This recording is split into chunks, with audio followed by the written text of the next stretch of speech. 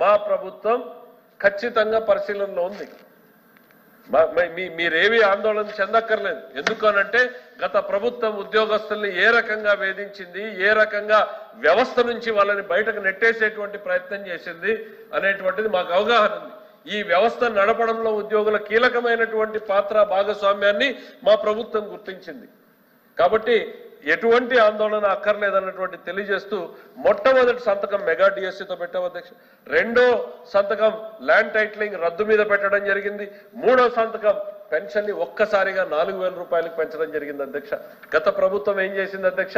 250 రూపాయలు సంవత్సరానికి 250 రూపాయలు పెంచుతూ చివరికి ఎప్పటికో 3,000 రూపాయలు చేశారు అధ్యక్ష.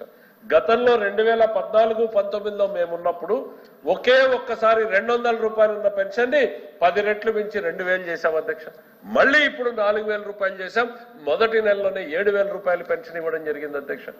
మరి ఇది మా ప్రభుత్వం చేసినటువంటిది కాదా అని నేను అడగదలుచుకున్నా అధ్యక్ష. మరి 4వ సంతకం అన్నా క్యాంటీన్ల మీద పెట్టారు. 5వ సంతకం స్కిల్ సెన్సస్ మీద పెట్టారు అధ్యక్ష. ఒక పాజిటివ్ నోట్తో ఈ ప్రభుత్వం తన పనితీరుని ప్రారంభించింది అనేటువంటిది మీ ద్వారా ప్రజల దృష్టికి చెప్పాలనుకుంటున్నాం అధ్యక్ష. పెన్షన్లని 4 నెలల్లోనే పెంచాం. అన్నా క్యాంటీన్లని 175 క్యాంటీన్లని ప్రారంభించేటువంటి దిశగా ముందుకు పోతున్నాం. దీపం మీద ఇంతకుముందే సుదీర్ఘంగా చర్చ జరిగింది. పథకాన్ని ప్రారంభించాం. మేం వాగ్దానం చేసినట్టుగానే 3 సిలిండర్లని ప్రతి కుటుంబానికి ఇవ్వడం జరుగుతుంది సంవత్సరంలో అధ్యక్ష. దాంట్లో ప్రతిపక్షానికి కానీ ప్రజలకు కానీ ఎటువంటి అనుమానం అక్కర్లేదు అధ్యక్ష. పంచాయతీలకు గాను 1,450 కోట్ల రూపాయలని మేము వచ్చాక విడుదల చేశాం అధ్యక్ష. గత ప్రభుత్వం వాళ్ళ పార్టీ సర్పంచులు ఉంటే కూడా ఆ డబ్బుల్ని డైవర్ట్ చేస్తే మేము వచ్చిన తర్వాత దాదాపు 1,400 కోట్ల రూపాయలని సర్పంచులకి, 300 కోట్ల రూపాయలని మున్సిపాలిటీలకు ఇవ్వడం జరిగింది అధ్యక్ష. ధాన్యం బకాయిలు అధ్యక్ష, రైతులకు సంబంధించినటువంటి ధాన్యం బకాయిలు 1,674 కోట్లని మేము వెంటనే విడుదల చేశాం అధ్యక్ష. ఇవాళ గర్వంగా చెప్తున్నాం, 48 అవర్స్ లోపల పేమెంట్ చేస్తున్నాం అధ్యక్ష. ధాన్యం సేకరణ చేస్తే ఎస్ ఇబ్బందులు ఉన్నాయి, ఇబ్బందులు ఉన్నా సరే మేము ఇవన్నీ చేయగలుగుతున్నాం. ఎందుకంటే మాకు చిత్తశుద్ధి ఉంది అనేటువంటిది మేము చెప్పదలుచుకుంటున్నాం అధ్యక్ష. ఎందుకనంటే ఈరోజు మరి అట్లనే ఆరోగ్యశ్రీకి మొత్తం బకాయిలు పెట్టారు అధ్యక్ష. ఓన్లీ 10% పేమెంట్ చేశారు. 90% బకాయిలు ఉన్నాయి అధ్యక్ష. వాటిని కూడా రెగ్యులరైజ్ చేస్తున్నాం అధ్యక్ష. ఉచిత ఇసుకనే ప్రారంభించాం. మరి గత ప్రభుత్వం ఏ స్థాయికి అధ్యక్ష, వీళ్ళేదో చాలా గొప్పగా చెప్పారు అధ్యక్ష. చిన్న పిల్లలకు సంబంధించి పౌష్టికాహారాన్ని అందించే దానికోసం పెట్టి చిక్కి కోడిగుడ్లు పెడితే అధ్యక్ష 3 సంవత్సరాల పాటు వాటికి బిల్లులు చెల్లించకుండా పేమెంట్ పెండింగ్ పెట్టారు అధ్యక్ష. మేము వచ్చిన తర్వాత రిలీజ్ చేశాం అధ్యక్ష. మా నారా లోకేష్ గారు ఇన్సిస్ట్ చేశారు అధ్యక్ష. మేము ఇంకా ఏం జరుగుతోంది అని తెలుసుకునే ప్రయత్నం చేస్తూ ఉండగానే అన్నా లేదు, ఇది చాలా దారుణమైన విషయం, మీరు రిలీజ్ చేయండి, తర్వాత మీరు డిస్కషన్ చేసుకుందరు అంటే మేము రిలీజ్ చేశాం అధ్యక్ష.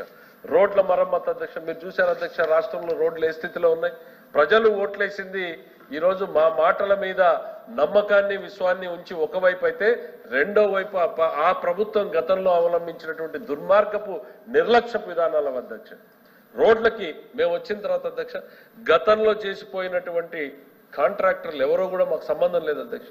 1,200 కోట్లను రిలీజ్ చేశాం అధ్యక్ష. ఎందుకు? వాళ్ళ బకాయిలు పెట్టిపోతే, కాంట్రాక్టర్లు పని చేయకుండా ఆగిపోతే వ్యవస్థ నడవాలి అనేటువంటి ఉద్దేశంతో వాళ్ళకు రిలీజ్ చేశాం అధ్యక్ష. 1వ తారీఖునే జీతాలు ఇస్తున్నాం అధ్యక్ష. కళ్యాణి గారు మాట్లాడుతూ ఏదో సోషల్ మీడియాలో వచ్చినవన్నీ శాసనసభలో మాట్లాడతారు అధ్యక్ష. ఖచ్చితంగా ప్రతి నెల 1వ తారీఖున పేమెంట్ స్టార్ట్ చేస్తున్నాం. 1, 2 స్పిల్ ఓవర్ కావచ్చు అధ్యక్ష 2వ తారీఖుకి. దాన్ని కూడా వీళ్ళు వెటకారం చేసేటువంటి ప్రయత్నం వస్తుందంటే మీకు మనస్సాక్షి ఎట్లా వచ్చిందంట. 10వ తారీఖు, 15వ తారీఖు, 18వ తారీఖు కూడా జీతాలు వేసినటువంటి పరిస్థితి గత ప్రభుత్వంలో ఉంది అధ్యక్ష. మేము వీఆర్ కమిటెడ్, సాధ్యమైనంత మేరకు దానికి స్టిక్ ఆన్ కావాలి అని ఒక గైడ్ లైన్స్ పెట్టుకుని మేము పనిచేసుకుంటూ వెళ్తున్నాం అధ్యక్ష. మరి అట్లానే విభజన హామీల్ని అమలు చేసే దిశగా కేంద్రంతో మాకున్నటువంటి సాన్నిహిత్యాన్ని బట్టి ఈరోజు అమరావతికి 15,000 కోట్ల రూపాయలు తీసుకొచ్చాం అధ్యక్ష. అమరావతికి 12,500 కోట్ల రూపాయలని తీసుకురావడం జరిగింది అధ్యక్ష. దీంతో పాటు కర్నూలు జిల్లా ఓర్వకల్లు, కడపలోని కొప్పర్తి పారిశ్రామిక వాడలకు 25,000 కోట్ల రూపాయల పెట్టుబడులు అధ్యక్ష. దాదాపు 75,000 నుంచి 1,00,000 మందికి ఉద్యోగాల్ని కల్పించేటువంటి ప్రాజెక్టులకు ఆమోదం కల్పించడం జరిగింది అధ్యక్ష. మరి 55,000 కోట్ల రూపాయల విలువైనటువంటి జాతీయ రహదారుల్ని శాంక్షన్ చేయించడం జరిగింది. ఇవన్నీ కేవలం 4 నెలల్లోనే అధ్యక్ష మరో 70,000 కోట్ల రూపాయల విలువైనటువంటి రైల్వే ప్రాజెక్టుని మంజూరు చేయించడం జరిగింది అధ్యక్ష. ప్రకటనలు కాదు అధ్యక్ష. ఇవన్నీ కూడా పనులు ప్రారంభమయ్యే స్టేజ్కి వచ్చాయనేటువంటిది చెప్తున్నాం అధ్యక్ష. మరి గంజాయి మీద ఉక్కు పాదంతో ఈ ప్రభుత్వం ముందుకు పోతుంది అధ్యక్ష. గత పాలనలో గత 70 సంవత్సరాల్లో వినపడనంత దీని మీద గంజాయి మీద మనకి గత 5 ఏళ్లలో యువత నిర్వీర్యం అయిపోతే మా ప్రభుత్వం వచ్చిన తర్వాత వాటికి సపరేట్ టాస్క్ ఫోర్స్ ఏర్పాటు చేశాం అధ్యక్ష. అది మా చిత్తశుద్ధి అనేటువంటిది చెప్తున్నాం అధ్యక్ష. మరి ఇంటర్ కాలేజీ విద్యార్థులకి ఉచితంగా బ్యాగులు పుస్తకాలు గత ప్రభుత్వం రద్దు చేస్తే మేము మళ్ళీ పునరుద్ధరించడం జరుగుతోంది అధ్యక్ష. పాత ఫీజు రీయింబర్స్మెంట్ విధానాన్ని తల్లిదండ్రులు మళ్ళీ అమలు చేయడం జరుగుతోంది అధ్యక్ష. మరి డైట్ ఛార్జీలు ప్రీ మెట్రిక్ పోస్ట్ మెట్రిక్ స్కాలర్షిప్లు ఇవన్నింటినీ కూడా విడుదల చేయడం జరిగింది అనేటువంటిది చెప్తున్నాం అధ్యక్ష. సుమారు 6,000 దేవాలయాలకు సంబంధించి ధూపదీప నైవేద్యాన్ని రిలీజ్ చేయడం జరిగింది.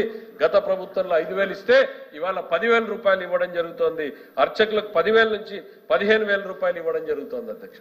మరి అట్లానే కేంద్ర ప్రభుత్వంతో మాట్లాడి ఆంధ్రప్రదేశ్ ప్రభుత్వానికి ఎన్నడూ లేనటువంటి విధంగా దాదాపు 9,151 కోట్ల కేటాయింపుల్ని అదనంగా తీసుకురావడం జరిగింది రైల్వే బడ్జెట్ లో అనేటువంటిది ఈ సందర్భంగా చెప్తున్నాం అధ్యక్ష. అట్లానే పన్నుల వాటాని కూడా గతంలో కన్నా ఎక్కువగా 5,776 కోట్ల రూపాయలను ఈరోజు కేంద్రం నుంచి సాధించుకున్నాం అన్నటువంటి విషయాన్ని కూడా చెప్తున్నాం అధ్యక్ష. ప్రజలు ఎట్లా అయితే నిశ్శబ్ద విప్లవాన్ని ఇచ్చారో ఈ ప్రభుత్వం కూడా నిశ్శబ్దంగా ఈ రాష్ట్ర ప్రజల పురోగతి కోసం పనిచేస్తా ఉంది అనేటువంటిది ఈ సందర్భంగా తెలియజేస్తా ఉన్నాం అధ్యక్ష. అట్లనే తెలంగాణ నుంచి 2,547 కోట్ల రూపాయలు 10 సంవత్సరాల నుంచి పెండింగ్ ఉంటే అధ్యక్ష కేవలం 4 నెలల్లో మేము కేంద్ర ప్రభుత్వ జోక్యంతో కేంద్రం నుంచి ఆ డబ్బులు మనకు వచ్చే రకంగా చేసుకున్నాం అధ్యక్ష. ఇది ప్రభుత్వం సాధించినటువంటి విజయం కాదు అధ్యక్ష. 5 సంవత్సరాలలో కనీసం మీటింగ్ పెట్టుకోలేకపోయినటువంటి వీళ్ళు మా ముఖ్యమంత్రి గారు తెలంగాణ ముఖ్యమంత్రితో మాట్లాడారు. సమస్య పరిష్కారం కాకపోతే కేంద్ర జోక్యం చేసుకొచ్చి వీటిని విడుదల చేయించుకున్నాం అన్నటువంటి విషయాన్ని సందర్భంగా చెప్తున్నారు. ముఖ్యమంత్రి చంద్రబాబు నాయుడు గారు ఇవాళ ఢిల్లీకి వెళ్ళారు అంటే వారంలోనో 10 రోజుల్లోనో ఈ రాష్ట్ర ప్రజానీకానికి ఏదో ఒక మంచి వార్త ఏదో ఒక అభివృద్ధి కార్యక్రమం ప్రకటన కేంద్రం నుంచి వస్తా ఉంది అధ్యక్ష. అదే గత పాలనలో ముఖ్యమంత్రి గారు ఢిల్లీకి వెళ్తే ఆ కేసుల వాయిదాల గురించో కేసుల్లో జాప్యం చేసుకునే దాని గురించో చర్చ జరిగింది తప్ప ఏ రోజు రాష్ట్ర ప్రభుత్వ అభివృద్ధి గురించి జరగలేదు అనేటువంటిది ఈ సందర్భంగా చెప్తున్నాం అధ్యక్ష. డాక్రా మహిళలకి అప్పుల్ని 5 లక్షల నుంచి 10 లక్షల రూపాయలకు పెంచడం జరిగింది అధ్యక్ష. అన్ని జిల్లా హాస్పిటళ్లలోనూ సిటీ స్కాన్లను ఏర్పాటు చేయడం జరుగుతోంది. క్యాన్సర్ మీద అవగాహన పెంచి ప్రతి మహిళకు కూడా క్యాన్సర్ స్క్రీనింగ్ ఏర్పాటు చేయడం జరుగుతోంది అధ్యక్ష. నేతన్నలకు మేము ఏదైతే హామీ ఇచ్చామో 25 కోట్ల రూపాయలతో వాళ్ళకి ఆరోగ్య బీమాను అమలు చేయడం జరుగుతోంది అధ్యక్ష. హజ్ యాత్రికులకు 1,00,000 రూపాయలు ఇవ్వడం జరుగుతోంది. ఇమాంలకి మౌజన్లకి 10,000 రూపాయలు 5,000 రూపాయలు గౌరవ వేతనం ఇవ్వడం జరుగుతోంది అధ్యక్ష. బీసీ రక్షణ చట్టానికి రూపకల్పన చేయడం జరుగుతోంది అధ్యక్ష. మరి అట్లానే 13,326 గ్రామ పంచాయతీల్లో ఒకే ఒక్క రోజున గ్రామ సభలు ఏర్పాటు చేసి 1,000 కోట్ల రూపాయలకు సంబంధించినటువంటి పనులను తీర్మానం తీసుకురావడం జరిగింది అధ్యక్ష. దాదాపు 4,500 కోట్ల రూపాయలకు పనులు మంజూరు చేయడం జరిగింది అధ్యక్ష. మరి గత ప్రభుత్వం పెట్టినటువంటి బకాయిల్ని మరి ఒక్కసారి చెప్తున్నా మరొక 2,000 కోట్ల రూపాయలని విడుదల చేయడం జరిగింది అధ్యక్ష. ఇవాళ ఇసుకని రాష్ట్రంలో ఫ్రీ చేయడం మూలాన నిర్మాణ రంగం కానీ భవన నిర్మాణ కార్మికులు కానీ ఇవాళ సంతోషంగా ఉండేటువంటి పరిస్థితి ఉంది అధ్యక్ష. ఎవరికి నచ్చినట్టుగా వాళ్ళు ఇసుక తీసుకుపోవచ్చు. ఏ ఒక్కరికి ₹1 చెల్లించక్కర్లేదు. మీరు ఎక్స్ట్రా లోడ్ వేసుకుంటే కూడా దాని మీద కూడా జరిమానాలు కూడా లేవు అనేటువంటిది కూడా మా ప్రభుత్వం స్పష్టంగా చేయడం జరిగింది అధ్యక్ష. ఎస్సీ ఎస్టీలు ఎదుర్కొంటున్నటువంటి సమస్యల మీద మరీ ముఖ్యంగా గిరిజనులు ఎదుర్కొంటున్న సమస్యల మీద ప్రత్యేక అధ్యయనం చేయడానికి ఒక యాప్ని రూపొందించుకోవడం జరిగింది అధ్యక్ష. దళిత విద్యార్థులకు MBBS సీట్లను సాధించే దానికోసం 7 నీట్ కోచింగ్ సెంటర్లను ఏర్పాటు చేయడం జరిగింది అధ్యక్ష. ఇక మా ఉద్యోగాల కల్పన ఏదైతే గొప్పగా మాట్లాడుతూ ఉన్నామో దానికోసం ప్రభుత్వం వచ్చినటువంటి తొలి రోజు నుంచే యాక్టివిటీ స్టార్ట్ చేస్తే TCS టాటా కన్సల్టెన్సీ సర్వీసెస్ ద్వారా విశాఖపట్నంలో 10,000 మందికి ఉద్యోగాలు. విశాఖలో ఇప్పటికి వెళ్లిపోయినటువంటి లూలు గ్రూప్ ఏదైతే ఉందో తిరిగి పెట్టుబడులు పెడతామని వచ్చారు. మరొక యూనిటీ మాల్ వాళ్ళ 172 కోట్లు పెడతామన్నారు.